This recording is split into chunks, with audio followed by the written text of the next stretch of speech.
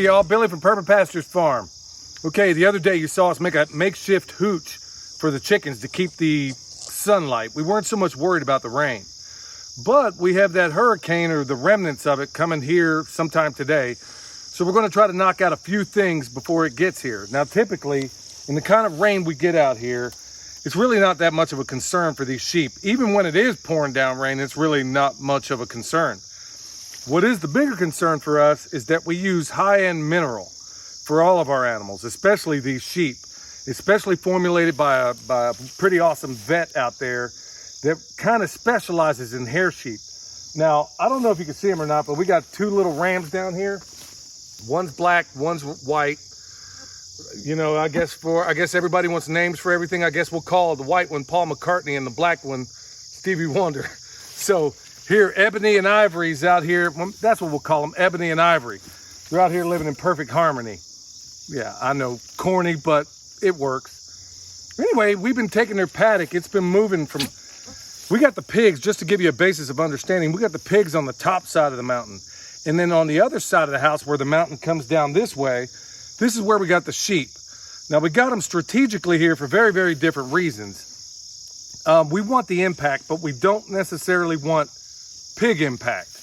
And in a future video, we're going to show you how that all comes together and how we do it and why we do it that way, at least in this part.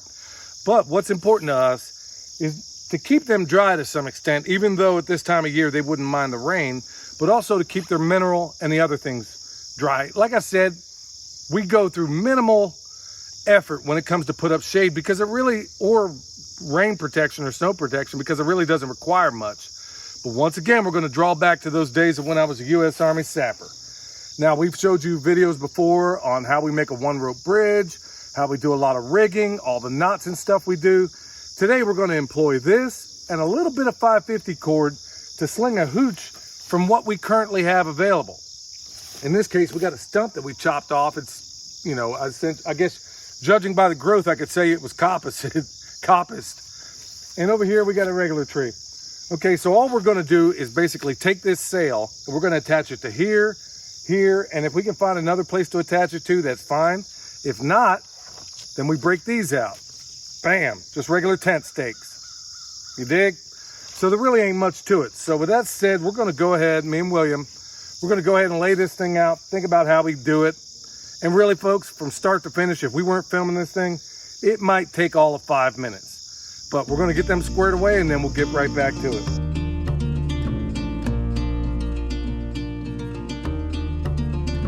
All right, here we go. We got this sail, little triangle sail.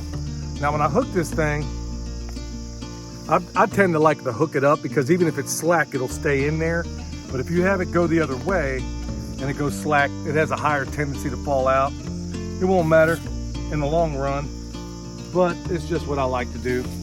So really it's this simple on this one. All we're gonna do is take it, attach it to another one. William's holding the other end of this, and here we go. I'll hold it for him while he does his thing. He might be able to do that with one.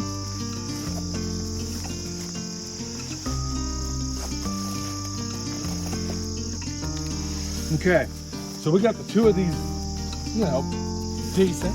So all we got to do at this point, even though we don't really have much, you can see my little, look at Milk Boy. It's amazing how dirty, I don't know if you can zoom in on it, but look at his legs. As dirty as can be. And he'll be white as snow in about an hour when it gets dry. All right, y'all, so let's just pretend you don't have any bungee cords, or let's just say bungee cords just don't make sense at that time. We got some 550 cords. Some people call it paracord. Now, if you go back and watch that knots video that we did, homestead knots, you can see what I'm going to do here. Basically, it's an anchoring knot, so I'm just going to make a little bowline right here. I'll do it quick, but if you want to see a greater detail of how these things are done, and ideally, if I had a lighter, which should be part of my everyday carry, I would have singed the end of this. So I got a bowline, and I got a couple of choices I could do here. You want it to be able to shed water, so I can pull this thing pretty tight. Or you can do, I see another tree over here. It's not perfectly in line. I could stake this right to the ground like that. Remove this at all, you know, remove this thing completely. But what I'm going to elect to do is I got this tree over here, and when I pull this tight, it's going to self-correct. So it's anchored at both places over there. Now, here's the cool thing about using this 550 cord is that I can kind of get all the slack out of this thing. Now, this tree is what I'm going to attach it to. If I wanted to be perfectly in line with it, I'd be right here. But here's the cool thing about using a bungee cord, y'all, is I can take it and go at an odd angle, like what I'm going to do here. And because it's on a bungee cord, it's still going to straighten those two out. It'll self-equalize, you dig? So all I'm going to do, go back to that knot course that we did. I'm going to go around this tree. I'm going to lower this. I don't know that I really have to all that much. It's going to, judging by what I'm looking at, it's going to drain right out of the side of here. I'm going to go around this tree and I'm going to do a round turn with 2 half hitches. Okay, we got a round turn, which basically we went around this thing twice. I could go around more if I wanted to. And now I'm going to do, instead of 2 half hitches, I got a long rope here. And honestly, it's not going to stay up forever. So I'm going to do 2 quick releases. And we got one here. I'm going to make this running in very long.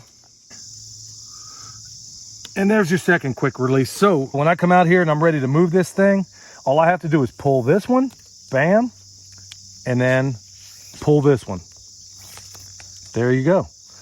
All right, y'all, there you have it. This thing, it's plenty tight enough. It'll go in the wind. It'll do whatever it has to do. It'll put up with quite a bit of wind. But this, along with the sheep, is really what we want to protect. This is some of this high-end mineral, which isn't cheap, but we don't have to use a whole lot of it either. But it's specially formulated for these hair sheep.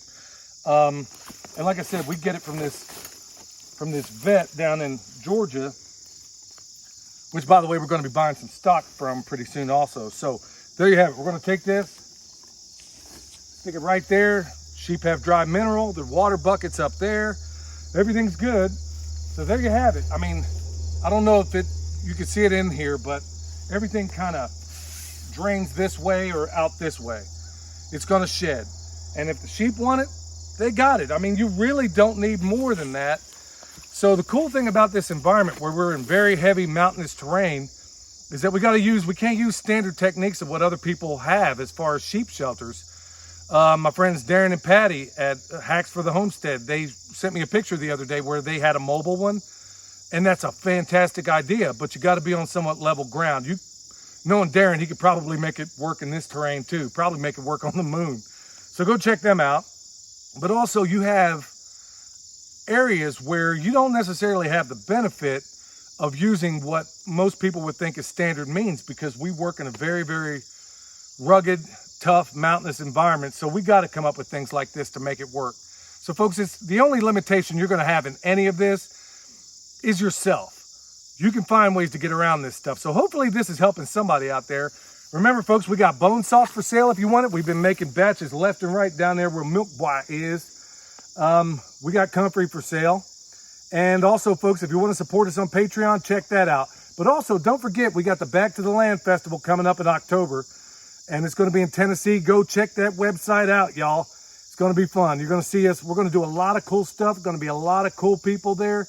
Most importantly, people like you and me. And we can all kind of enjoy one another. We could even commiserate if that's what you want to do. Anyway, until next time, this is Billy, the Permaculture Pimp Daddy, where PIMP stands for Permaculture is my passion. We'll see y'all next time.